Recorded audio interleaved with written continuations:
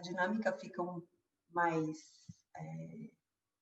tranquila, mais simples, se vocês vão me interrompendo à medida que vocês não tiverem perguntas, ou seja, porque não entendeu, ou porque tem, né, do que eu falei, ou porque tem alguma opinião, não sei se é só dúvida sobre o que não entendeu. Então, agora compartilhar.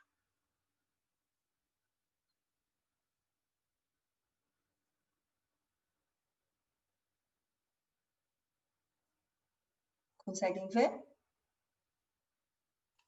Sim. Está no modo apresentação para vocês? Tá, sim. E assim sai do modo apresentação, né? Saiu? Saiu, agora tá pequenininho.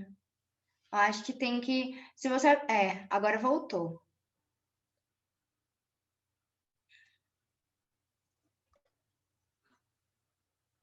É porque eu queria... Normalmente, quando eu faço apresentação, eu estou numa tela, compartilhando uma tela e olhando para outra. Só que agora eu estou com uma tela só.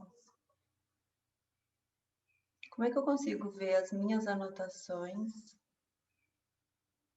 sem...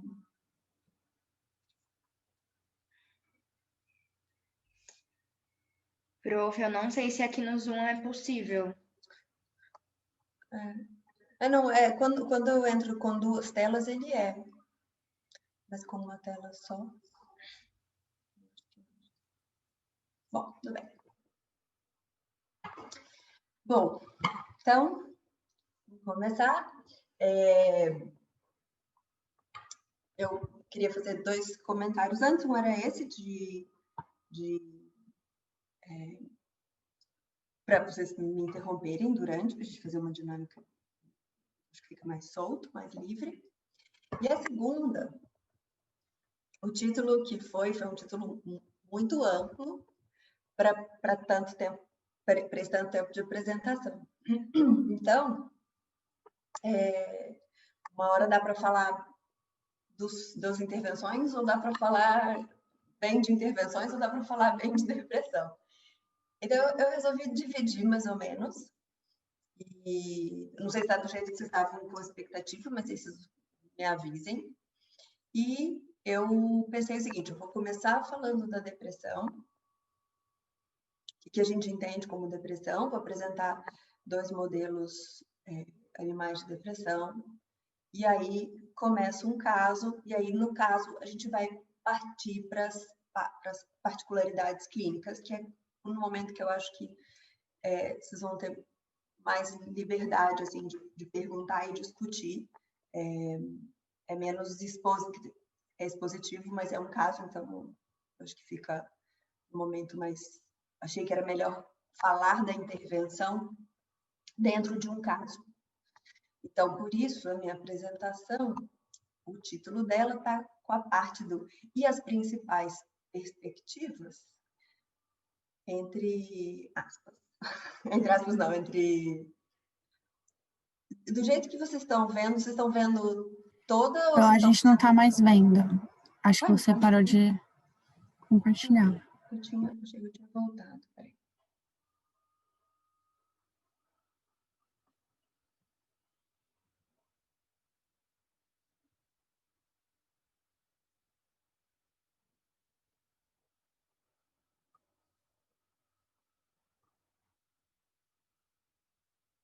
Eu tinha voltado para compartilhar. Pronto.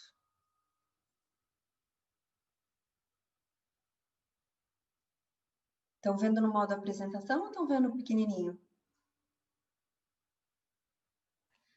Ainda tá pequeno. E agora? Agora sim. Tá. Então, vamos lá. Então, por isso que está entre parênteses aí o modo apresentação. O modo e principais técnicas de intervenção está entre parênteses, porque ele não está super no no foco das principais intervenções, muito detalhada. Então, vamos... Bom, primeiro eu queria falar de diagnóstico psiquiátrico e análise do comportamento.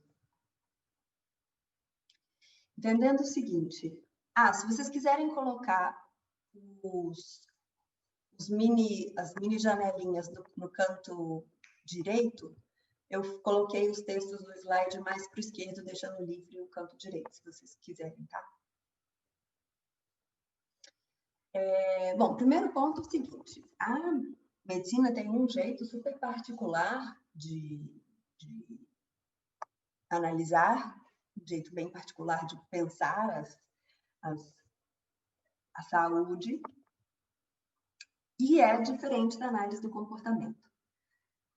Quando a análise do comportamento começou, ela veio de uma perspectiva diferente. A medicina parte da ideia de como numa análise estatística, mais ou menos, o que foge da curva normal é uma patologia, né? Tem lá o que está dentro, se a minha curva normal, né, na população lá, o que acontece pouco, seja para um lado, seja para o outro, a medicina pode entender como patologia. Para a análise do comportamento, isso é diferente. Para a análise do comportamento, a ideia é que o sofrimento é o causador, digamos assim, principal das nossas intervenções.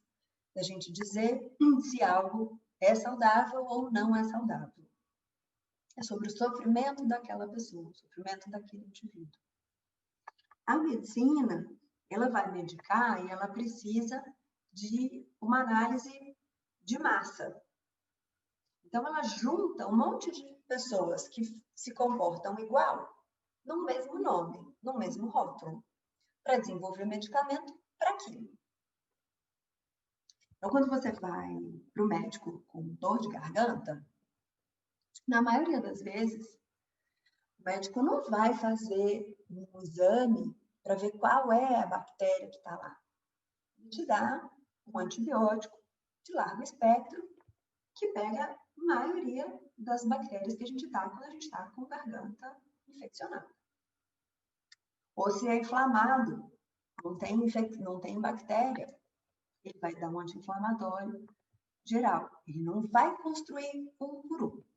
A gente não. A terapia é construída um a um. Ela é roupa de alfaiate. Ela é feita para você. Ela é feita sob medida. E são jeitos diferentes de cuidar. Não estou dizendo que é melhor do que o jeito da medicina. Para fazer medicamento não é melhor, não. A gente precisa de fazer por mais. Imagina como seria se a gente tivesse que desenvolver um medicamento, um para cada um de nós. Ia dar. Mas, para o que a gente se propõe de psicoterapia, a gente precisa desse modelo. Que seja um a um. Então, a diferença já começa daí. Outro ponto, na medicina, especificamente as psicopatologias, elas partem de uma ideia de uma causa interna. Existe, então, uma doença e aquilo que eu faço são sintomas da minha doença, são manifestações da minha doença. Para análise a partir de uma perspectiva internalista. Para análise do comportamento, a gente parte de uma perspectiva externalista. Ou seja, o que a gente faz o que faz, porque comportamento é interação entre organismo e meio. Então, essa tríplice aqui que eu coloquei, a ABC, antecedente, resposta e consequência, B para o inglês, né, de behavior, mas ABC de antecedente, resposta e consequência, ela vai permear as nossas análises, independentemente, se eu estou falando de uma pessoa que vai fazer, que estou analisando o comportamento de alguém reciclar lixo, ou o comportamento depressivo de uma pessoa. A análise continua a mesma. Quando lá na década de 50, a análise do comportamento começou a olhar para esse pedaço, olhar para comportamentos clinicamente, de forma clínica, né? Não só de como a pessoa se comporta na vida, mas no sentido da psicologia como a gente conhece hoje, da clínica analítica comportamental como a gente conhece hoje, foi uma quebra do paradigma anterior. A análise do comportamento trazia essa perspectiva externalista. E especialmente porque isso, então, tem uma outra implicação, que é a rejeição da explicação metafísica do comportamento. Sempre eu vou partir da ideia da natureza. Se é alguém que faz, é natural, é do corpo, é daquele indivíduo.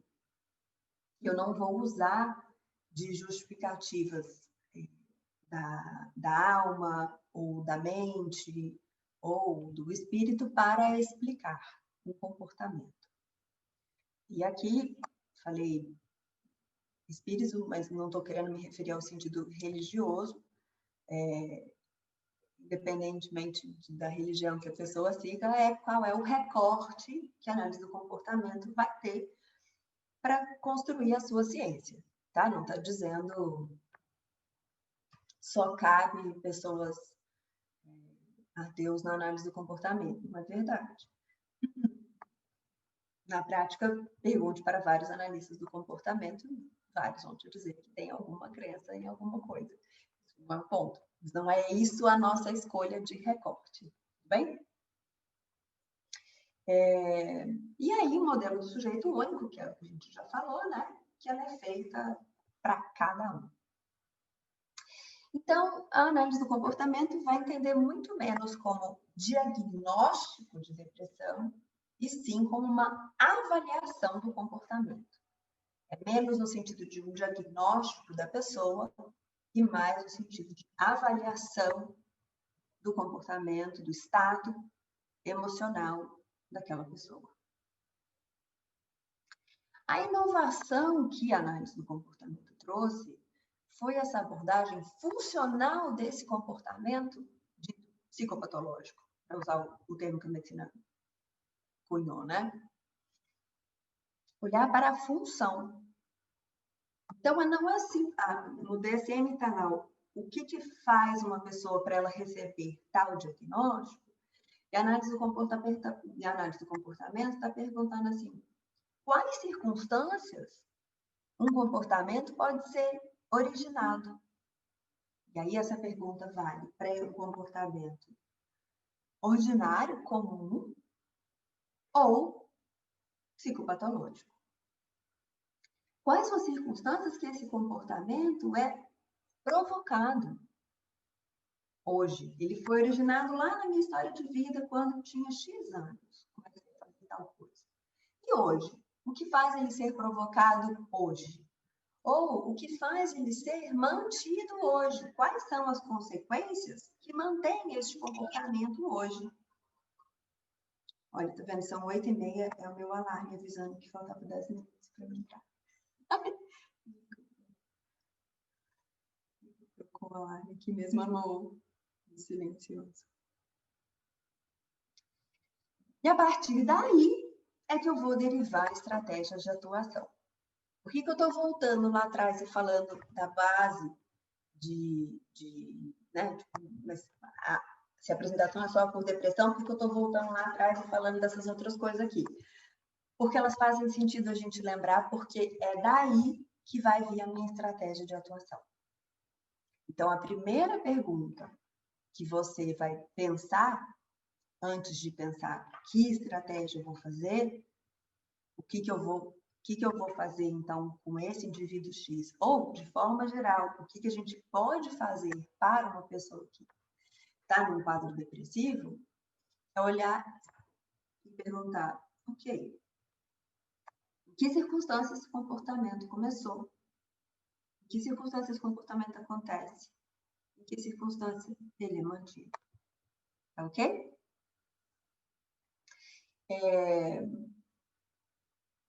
Bom, eu ia perguntar para vocês o que vocês acham, assim, já de um qualquer, do que vocês já sabem de depressão e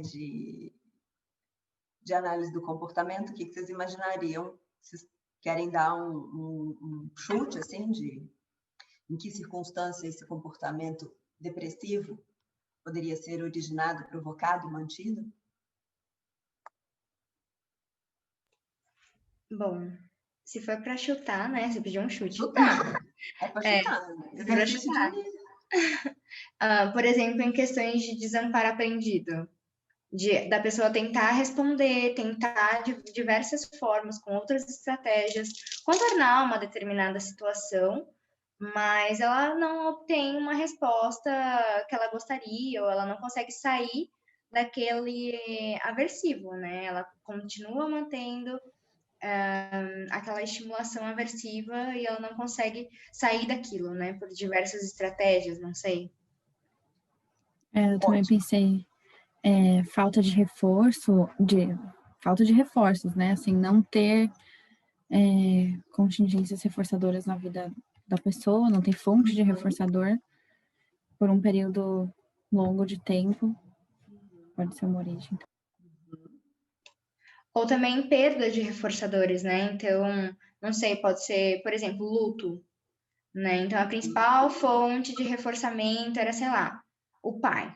E aí ele morreu, e aí, então a pessoa, sei lá, ia no cinema, ia jantar, ia fazer compras, então todas as atividades envolvia uma pessoa específica. Então ela tinha a maior quantidade de reforçadores, que nem a Ana falou, vai. E aí acabou, né? Acabou. Ótimo. Gostei. Então, vamos pensar primeiro na categorização da depressão pelo DSM do jeito que está lá, ok? Ele fala em alguns critérios. O primeiro critério é sobre mudanças no funcionamento desse indivíduo por 2 semanas, pelo menos 5 aspectos. Sendo que desses 5 aspectos, pelo menos tem que ter o aspecto 1 ou 2. E depois, outros 4 do restante da lista. Então, ele precisa apresentar humor deprimido na maioria dos dias, ou quase todos os dias. Então, a pessoa tem que se sentir triste, vazio ou sem esperança, seja por observação subjetiva, ele falando dele mesmo, ou por terceiros, né? As pessoas dizem que a pessoa está assim. Uma observação é que crianças e adolescentes muitas vezes não apresentam esse humor deprimido, não apresentam essa tristeza, mas apresentam um humor irritável. Não que o adulto não apresente a irritabilidade, também apresente, mas é que a criança muitas vezes não apresenta essa tristeza ou esse vazio, ok? A acentuada diminuição do prazer ou interesse em todas ou quase todas as atividades na maior parte do dia, quase todos os dias. Também ela falando dela mesma ou terceiros falando dela. Terceiro ponto, perda ou ganho de peso acentuado, alteração de apetite. O que é perda ou ganho de peso acentuado? Perder quantos quilos vai depender de quantos quilos você pesa. Então, eles falam uma coisa tipo, acima de 5% do seu peso, se somado com as outras coisas, ou acima de ganho de peso de 5%, com uma proporção aí. Apresenta insônia ou hipersonia, agitação ou retardo psicomotor, fadiga e perda de energia, sentimento de inutilidade, culpa excessiva ou inadequada, capacidade diminuída de pensar, concentrar-se ou uma indecisão, pensamento de morte, não apenas no sentido de medo de morrer, mas ideação suicida recorrente, com ou sem um plano específico ou a tentativa de suicídio. E é interessante porque é assim, né? Perda ou ganho de peso, insônia ou hipersonia, agitação ou retardo. Parece estranho, né? Tipo assim, mas as duas coisas são opostas, né? Por que um ou outro indicaria a mesma coisa? Bom, na verdade, porque aí vamos voltar lá na coisa de que a análise do comportamento entende como é para esta pessoa e não para todo mundo. Então, é possível ter ganho ou perda de peso, é possível ter agitação ou retardo psicomotor, porque essas características elas vão acontecer individualmente, a depender da história de vida dela, a depender do corpo dela, do organismo dela. Inclusive, não necessariamente, se por muito tempo, quando apareceria de um jeito, depois pode começar a aparecer de um outro jeito. Ela pode ter uma crise depressiva e, nesse momento, ter tido insônia, e daqui a 10 anos acontece um outro episódio e vem com hipersonia. Pode acontecer? Pode também. Não quer dizer que sempre será igual. Tudo bem? O outro critério. Os sintomas causam sofrimento clinicamente significativo ou prejuízo no funcionamento social, ocupacional ou em outras áreas importantes da vida do indivíduo. E aí, está bem de acordo com o que a gente colocaria, né? Critério C. Os sintomas não se devem aos efeitos fisiológicos diretos de uma substância ou uma droga. Claro, outra condição médica, isso é excludente, né? Se eu estou tendo hipersonia, porque eu estou tomando um medicamento que tira o sono, ou que dá sono, aí não posso considerar. Critério D. A ocorrência de episódio depressivo maior não é melhor explicada por transtorno esquizoafetivo, esquizofrenia, transtorno delirante ou outro transtorno especificado, ou não, do espectro esquizofrênico ou do transtorno psicótico, né? São critérios de exclusão. E se não houve nenhum episódio de mania ou hipomania anterior. Se foi, se teve, a gente vai colocar, não vai colocar como depressão, vai colocar como bipolaridade. A gente pode juntar isso daqui, todos esses critérios, em 3 grupos. Um, sobre os aspectos psíquicos, a gente pode dizer assim. Está falando do humor depressivo, da anedonia, que é essa redução na capacidade de sentir prazer, a fadiga, falta de energia, a abulia, que é essa redução na habilidade de tomar decisão, ou dificuldade para pensar e se concentrar. Pelos aspectos fisiológicos, a gente pode separar como alteração de sono, alteração de apetite, redução de interesse sexual. Tá vendo? É uma alteração. Falar crescendo ou aumentando. Alterou. E evidências comportamentais, aí agora no sentido de comportamento, quase no sentido de ação, né? Mas como é apresentado. Retraimento social, crise de choro, comportamento suicida, retardo ou agitação psicomotora e identificação generalizada. Esse quadro eu vou voltar nele em outros momentos que a gente vai olhar o desamparo e o CMS, ok? Alguma dúvida sobre tá aqui? Não? Bom, apesar da classificação ser baseada em topografia, ela pode apontar aqui umas importantes relações controladoras.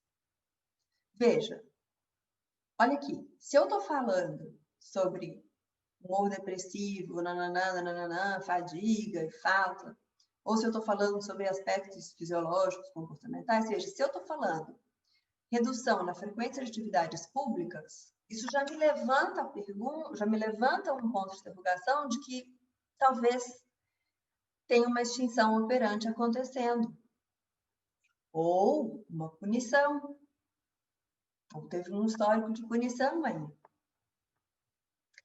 Se eu estou observando certas reações afetivas, isso sugere envolvimento de processos respondentes. Mas eu não posso olhar só para o operante simples, eu preciso colocar o respondente nessa equação. Como nunca é puro, né, gente? A gente nunca é puro, só operante, só, né, respondente. Tudo misturado, então, isso lembra. Certos déficits cognitivos, como a literatura costuma trazer, né, a literatura não comportamental, como autocrítica persistente, atenção seletiva para a experiência negativa. Bom, então eu posso levantar minhas orelhas aqui e prestar atenção se está acontecendo o envolvimento de alguns processos verbais. Ou questões, né, de controle de estímulos, para falar de uma maneira mais ampla. Está clara essa relação?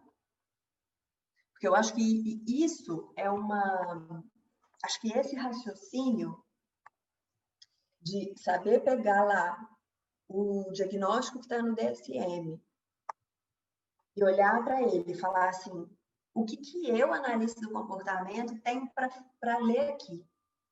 Isso é mega importante, porque você, ao longo da sua carreira, você não vai fazer, talvez, um curso de cada um as patologias do DSM. Vai fazer um curso inteiro de depressão. Aí, um de ansiedade, um de... Se você fizer, ótimo, mas é possível que você não faça um curso inteiro dessa leitura. Então, se você aprende esse jeito de olhar, você consegue aprender a olhar sozinha. Não precisa ter feito um curso sobre todas as patologias que estão lá no DSM.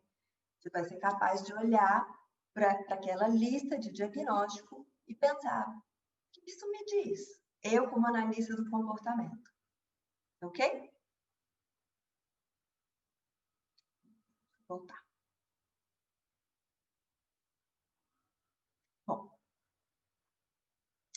E, como a gente falou lá atrás, que me importa saber de onde veio, né? A medicina levanta também suas hipóteses etiológicas para o quadro. Existem hipóteses relacionadas a fatores genéticos, existem hipóteses relacionadas a fatores neuroquímicos, neuroendocrinológicos, neuroanatômicos e comportamentais. Para nós, vamos ir para os comportamentais, que essa é a nossa área, e advém daí o desenvolvimento dos modelos animais ou modelos experimentais das psicopatologias. A gente leva lá para o laboratório para reproduzir, numa situação controlada, fenômenos análogos ao transtorno. Porque a observação em humanos, eu tenho tantas variáveis ali acontecendo que é muito difícil eu ver o fenômeno puro. Consigo tirar todas as variáveis e analisar uma por uma, quando eu estou falando de comportamento humano, de algo como depressão, né? Eu posso fazer algumas pesquisas como humano, que eu causo aquele comportamento. Beleza, né? Posso fazer ali um jogo, uma situação de jogo, quero ver comportamentos de competição. Posso causar uma situação num jogo que evoque tais comportamentos de XYZ que eu quero ver. E beleza, tudo bem, nada ético. Tem um problema ético aí. Mas depressão, eu não posso causar alguma coisa que deprima alguém. Não quero isso. Óbvio que não. Então, eu teria que partir do estudo de pessoas que já estão deprimidas pela vida. E o comportamento não é assim bonitinho, tem uma causa para cada coisa, né? A gente tem várias variáveis ali nos controlando e, portanto, a gente não consegue fazer um estudo tão controlado de variáveis. a gente leva para o laboratório, porque no laboratório eu consigo controlar direitinho qual foi a vida do meu rato, ou qual foi a vida do meu pombo, ou qual foi a vida do meu símio, que seja, para saber que comportamento vai acontecer. Então, eu consigo especificar as variáveis relevantes, eu consigo estudar o efeito isolado e, se quiser, em conjunto de todas essas variáveis. E aí, o que seria, então, a partir desses estudos com modelos animais, que seria como é que a análise do comportamento construiria a sua própria categorização? Bom, vamos partir do princípio, então, do que a análise do comportamento precisa. Uma explicação analítico-comportamental da depressão, então, deve ser capaz de explicar seus principais sintomas em termos de princípios comportamentais que tenham sido estabelecidos empiricamente. Como sempre, nada de eu acho que, eu concluo que, eu preciso no laboratório ver o fenômeno para eu poder dizer, fazer alguma inferência. Claro que é inferência, lógico que é inferência, porque eu estou analisando um rato, não uma pessoa, é sempre uma coisa análoga, mas é uma inferência a partir de um dado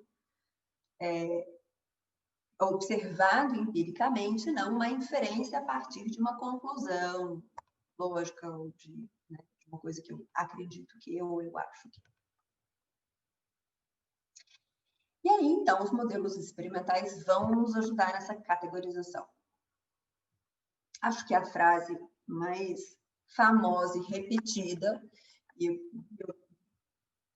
repito ela de novo, vocês devem ter visto já todas as apresentações de depressão que vocês já tenham assistido, mas eu repito ela de novo. A frase do Fester dizendo que a pessoa deprimida sofre basicamente de falta de reforçadores. Essa é a teoria dele, a hipótese dele. E aí, estudos experimentais vão nos ajudar a avaliar processos que reduzem o valor reforçador dos estímulos disponíveis ou condições que limitem o acesso a reforçadores. A gente vê que a gente consegue produzir fenômenos análogos à depressão em animais se a gente usa esses dois sistemas. Ou faço algo para que reduza o valor reforçador dos estímulos, aí eu observo comportamentos, alteração no comportamento dos ratos, análogo ao que seria a nossa depressão.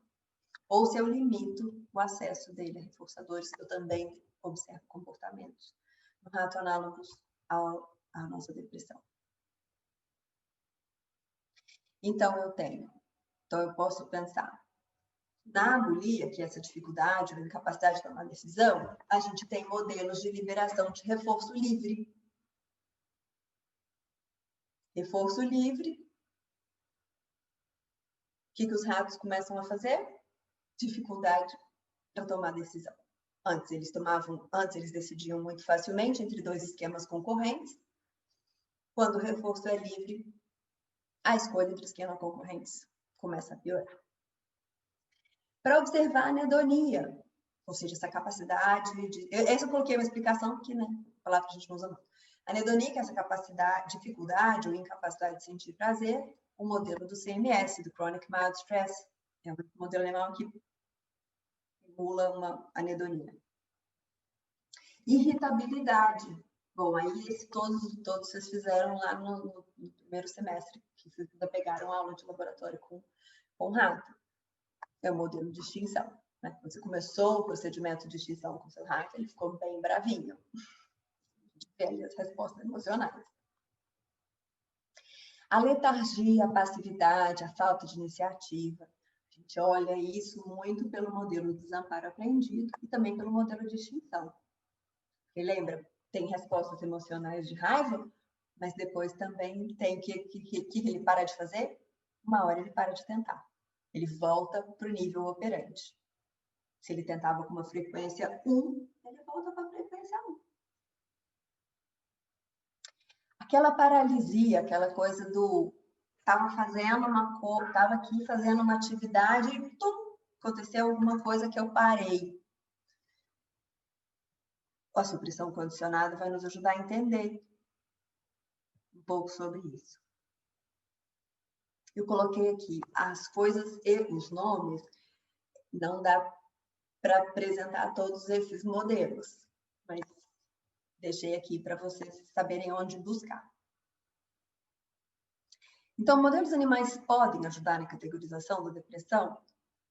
Bom, deixa eu baixar aqui. Não fica com o negocinho apresentando ali em cima. Modelos produzem comportamento topograficamente semelhante aos observados em humanos, certo? E aí, mas ainda assim, eu vou tentar dar ênfase à relação funcional entre comportamento e ambiente. Os modelos animais foram produzidos pela psicofarmacologia, a maioria para testes de medicamento, né? Muitos foram desenvolvidos na psicofarmacologia, que está pensando no pedaço para testar medicamentos depois, então ela produz o fenômeno que ela estiver estudando e testa o medicamento. Para nós, não é testar medicamento, claro, mas para olhar, manipular essas variáveis e entender as relações funcionais entre o comportamento produzido e quais foram as alterações que produziram quais alterações no ambiente produziram essas alterações no comportamento. E aí eu vou falar de 2, desamparo aprendido, e aí você vai encontrar na literatura, tanto, mesmo em português, você encontra como DA, encontra como LH, porque mesmo sendo em português, para facilitar, as pessoas colocam LH, que foi desenvolvido pelo Seligman na década de 70, que vai falar da depressão pela exposição a um cenário de um desamparo inescapável e incontrolável. E o estresse crônico moderado, que também você vai ver como CMS, a gente nunca vê como SM, bom, pelo menos eu nunca vi, sempre vejo como CMS. E aí a palavra imprevisível está entre parênteses, porque uma literatura mais recente tem defendido colocar o fato dele ser imprevisível como um fator muito determinante que deveria, então, estar no título.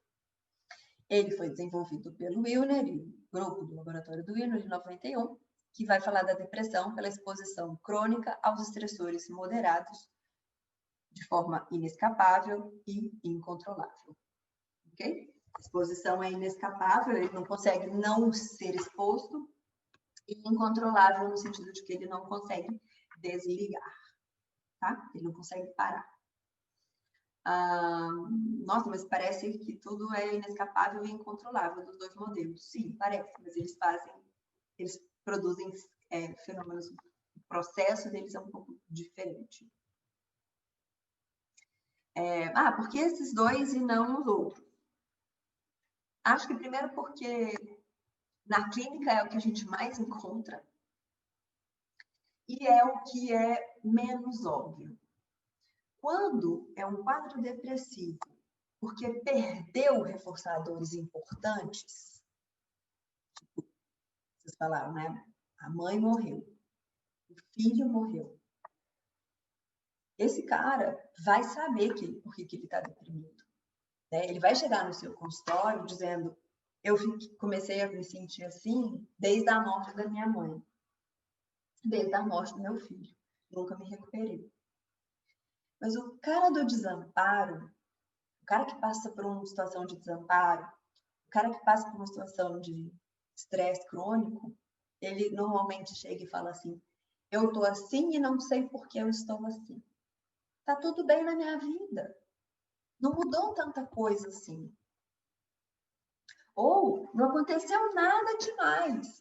Talvez não tenha acontecido nada tão grande quanto a morte de um filho, a morte da sua mãe, ou a morte do seu namorado, marido.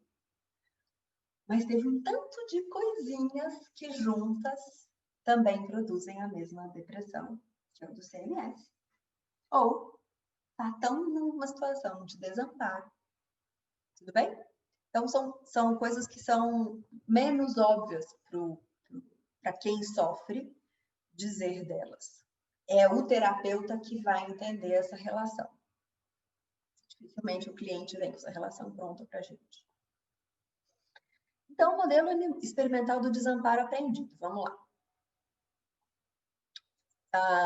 Então, o primeiro artigo aí, do Seligman, de 1937, e depois eu vou falar da Maria Helena Rosenthal, em 2003, eu vou usar para ratos. Ele fala basicamente de uma dificuldade de aprendizagem operante que ocorre em função de uma história prévia com eventos aversivos e incontroláveis. Tem a foto do cachorrinho aí, porque no modelo do Seligman, ele usou cachorros.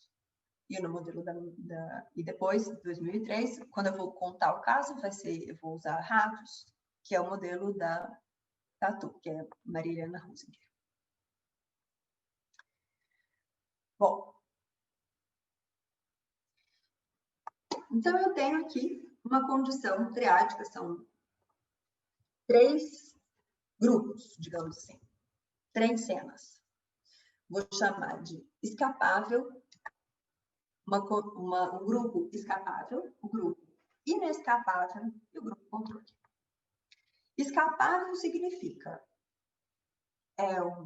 o rato que pode escapar do choque que começou.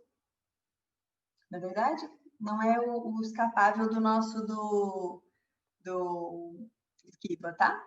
Porque aqui teria que ser fugido. Então, não confundam o escapável com o escape. Inescapável, no sentido de eu não posso escapar do estímulo que está lá. E controle, porque nada acontece. Não é controle do choque, tá? Controle do tipo, é o sujeito controle, aquele que não tem a história problema, a história que vai me causar o problema, só para ver se muda mesmo. O treino é que muda o que vai acontecer em cada um desses grupos. No momento treino, para o grupo escapável, eu tenho uma situação de controlabilidade. Oh, a gente trocou. Ah, não, tá certo. Não trocou. Desculpa, é que eu troquei para cima e para baixo. Ontem eu resolvi mudar esse slide. E aí, peraí que eu vou mudar. Resolvi mudar esse slide ontem e dei um Ctrl+C, Ctrl+V. Bom. As coisas que a gente resolve fazer em cima da hora, especialmente vendo televisão. Eu vendo televisão e falei assim, eu vou mudar aquele slide, vou fazer de outro jeito. Não dá certo.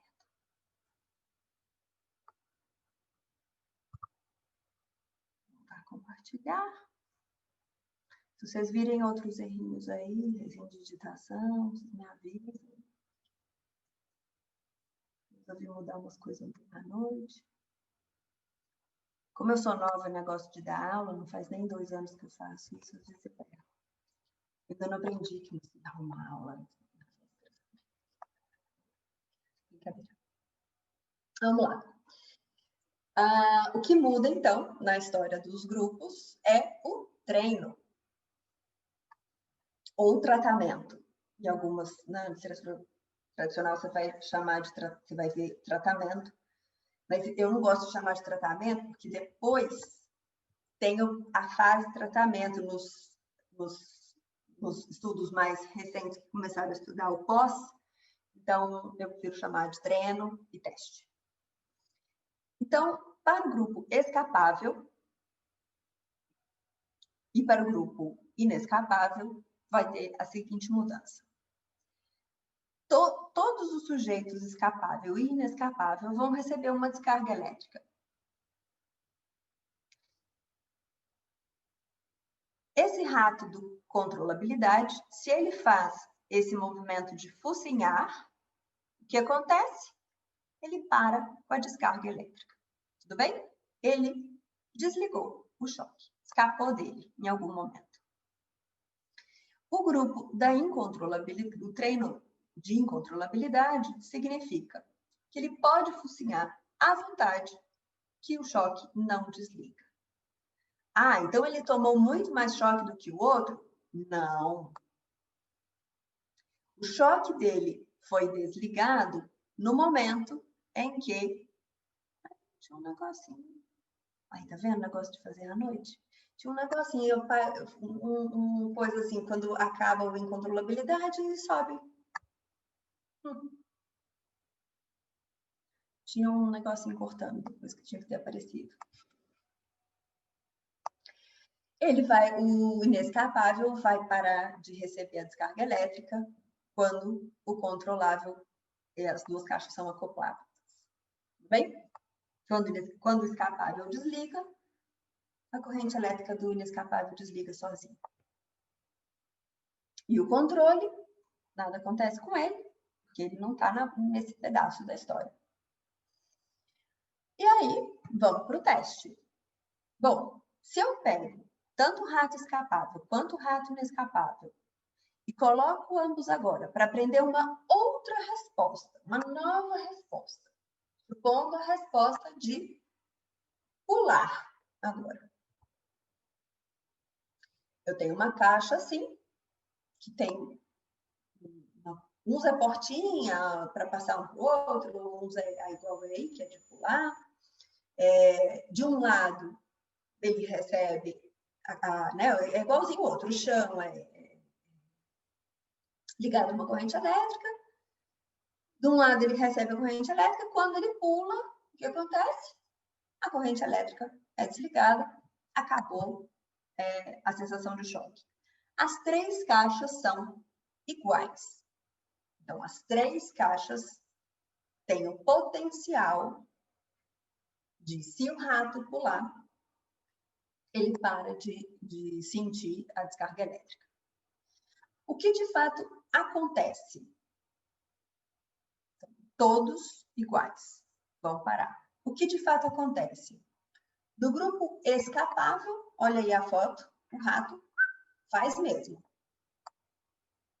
Essa foto é da pesquisa do grupo lá da Maria Helena Rusi, que eu achei assim genial. Consegui tirar essa foto, gente.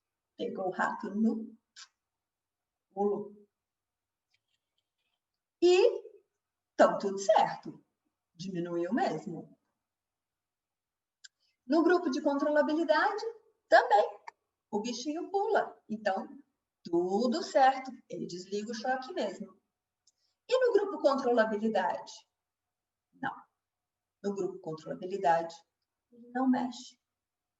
Ou ele demora muito mais para aprender. É medido aí o intervalo de tempo entre o início da descarga elétrica, que ele recebe no chão, e o tempo que ele demora para aprender essa resposta de pular. Ou esse tempo é muito grande, ou alguns animais chegam lá não aprender. Portanto, não acontece o escape do choque, ele continua recebendo, porque ele não pula. O que aconteceu, então? O que aconteceu aqui? Por que minha expectativa era de que estava lá no finalzinho o corte do coisinha.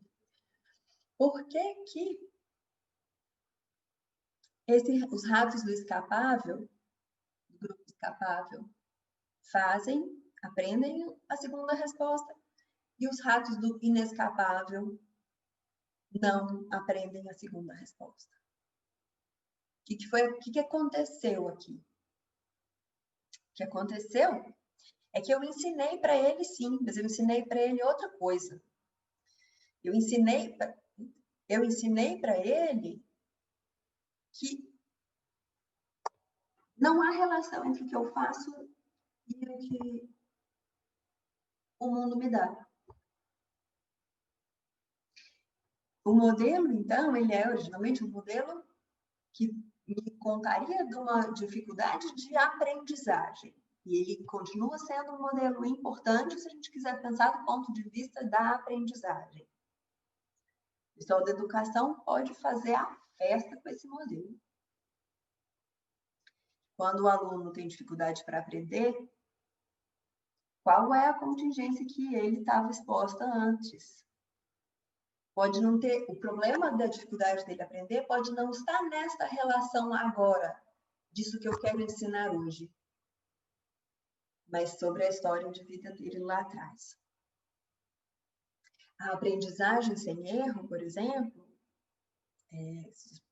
né, já ouviram falar dos métodos sempre e tal, né? A aprendizagem sem erro, ela vai super atender a essa população, por exemplo.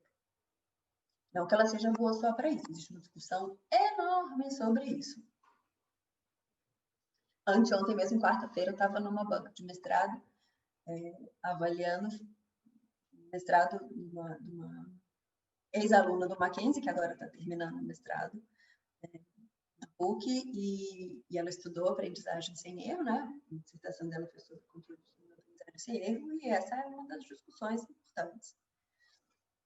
Dá para fazer muita coisa com isso no professor da aprendizagem. Então, o efeito que eu tenho, qual é o dado experimental que eu tenho? A dificuldade da aprendizagem da segunda resposta. Qual é a interpretação que nós fazemos? A hipótese explicativa é de que essa aprendizagem, houve uma aprendizagem prévia de que não há possibilidade de controle. A fase treino ensinou para o rato do grupo escapável, que há possibilidade de controle do mundo, dos aversivos do mundo.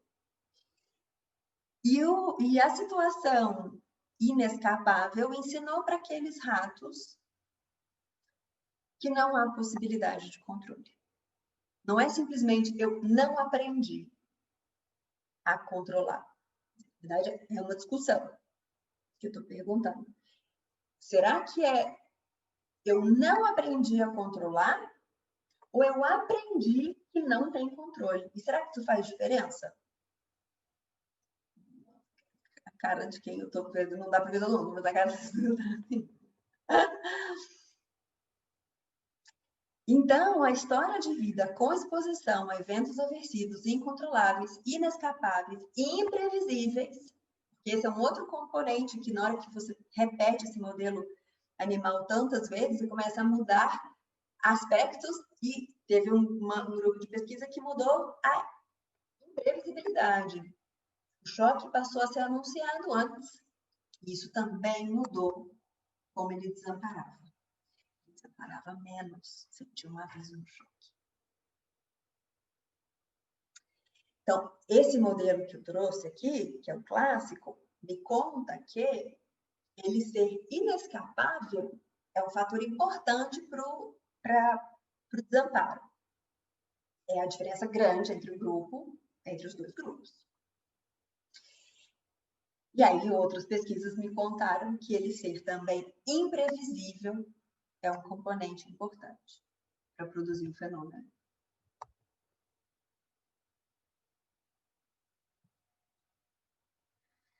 Então, voltando lá ao quadrinho do Delporto, aonde que a gente encontra os comportamentos produzidos pelo desamparo? Vocês conseguem dizer?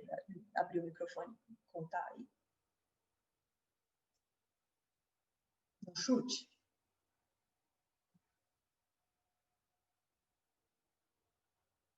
Essa eu vou falar uma e depois vocês continuam, tá?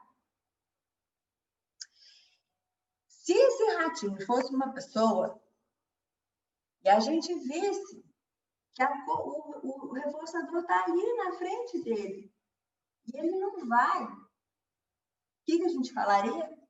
Essa pessoa está numa falta de energia, não quer fazer nada, só quer ficar no sofá. Ainda que o negócio que vai ajudar ela está ali na cara dela, mas ela não faz. Certo? Querem tentar adivinhar outro? Ô, Pro, eu pensei em lentificação, né, generalizada. Então, retardo ou déficit comportamental. Perfeito. É porque não sabia o que você ia falar, né? Estou colocando na ordem. Mas... Então, para eu marcar a sua, eu já marquei a outra. Tá bom. Retardo Ou agitação motora, lentificação generalizada. Sim, também é um outro jeito que a gente vai observar. Vai observar no sentido psíquico, dele falar, ai, não quero fazer nada, não estou com energia para fazer nada, e você vai ver lá mais esse retardo psicomotor, essa lentificação. E aqui, redução da capacidade de pensar, concentrar ou tomar decisões, né? Se a gente fosse pensar assim, se tivesse uma junção dos ratinhos assistindo outro ratinho, ia falar assim, gente, mas é só ele pular. Por que ele não pula? Por que ele não escolhe pular? Falando aí da tomada de decisão, né? De pensar, né? Buscar solução de problemas. Tudo bem? Então, que intervenções estariam relacionadas a isso? Vou falar primeiro das intervenções que a gente observa nos modelos mesmo animais. Uma coisa importante, que não é uma intervenção por si, mas é a observação do efeito de imunização. Ou seja, se antes, deixa eu voltar aqui, se antes de tudo, antes do treino, tivesse tido um pré-treino e o grupo inescapável tivesse tido um pouco de história de controlabilidade, se fosse controlabilidade, incontrolabilidade e depois controlabilidade de novo, ele teria aprendido essa resposta 2 mais facilmente. Por isso que a gente brinca de vacina, de imunização. Então, uma história, você lá no início da sua vida, né, criança pequena,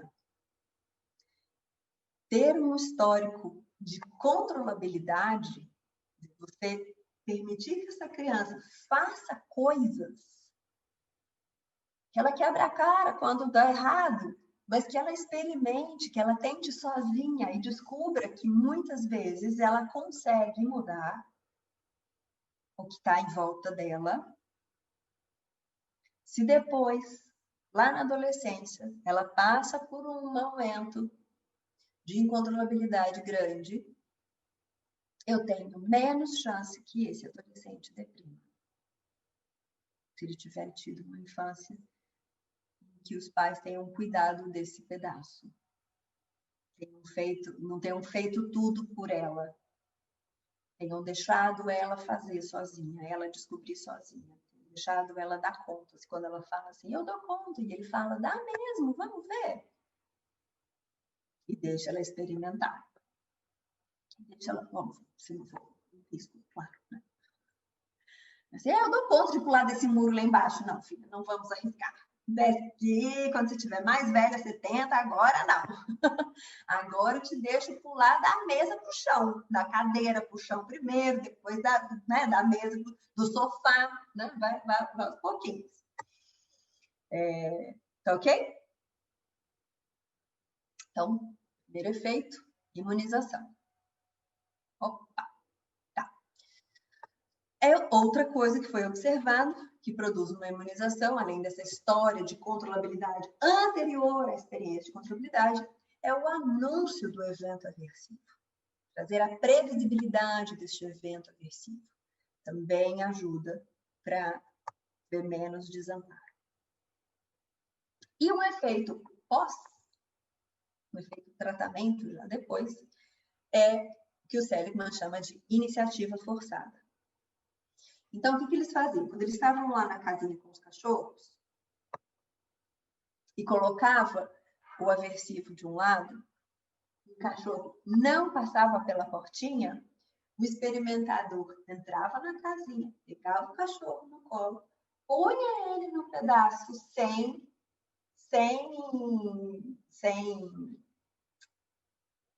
corrente elétrica. Então, forçosamente, você obrigou ele a desligar a corrente elétrica, ou aversivo, seja qual for.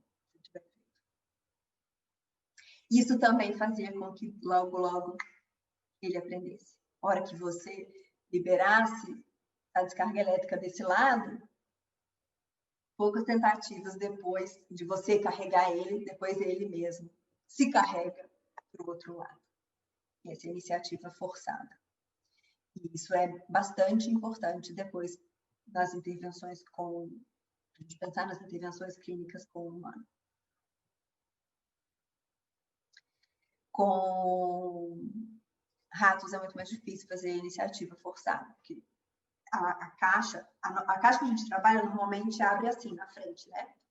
A shuttle box, ela abre por cima, que é para dar para o experimentador, se ele for fazer uma pesquisa assim, que é para ser possível que o experimentador consiga abrir o teto da casa, pegar o rato do lado e colocar do outro lado, se ele for estudar isso com o rato.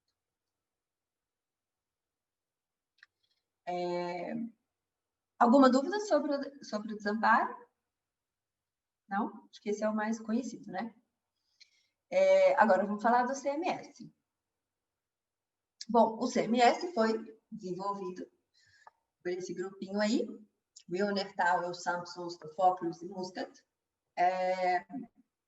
E eles começaram para fazer, eles são da farmacologia, para estudar efeitos de medicamento, para ver se depressão... Normalmente os modelos de depressão, antes, eles eram modelos que o fator estressante era algo severo e agudo. Alguém escreveu uma coisa, peraí. Ah, tá. Nossa, já? Caramba! Gente, o tempo passou rápido. Desliguei o celular para aquela hora. Que horas são? 9h20. Não, que horas são agora? 9h20. Gente do céu. Passou voando. Eles vão querer fazer eles vão ver, o que eles querem é ver que a exposição a estressores que são moderados também deprimem. Tudo bem? Não precisa ser aquele super mega estressor agudo, mas pequenos estressores moderados também deprimem. À medida que eles tomam, pesa o rato, teste de preferência de água ou água com sacarose. O rato normalmente prefere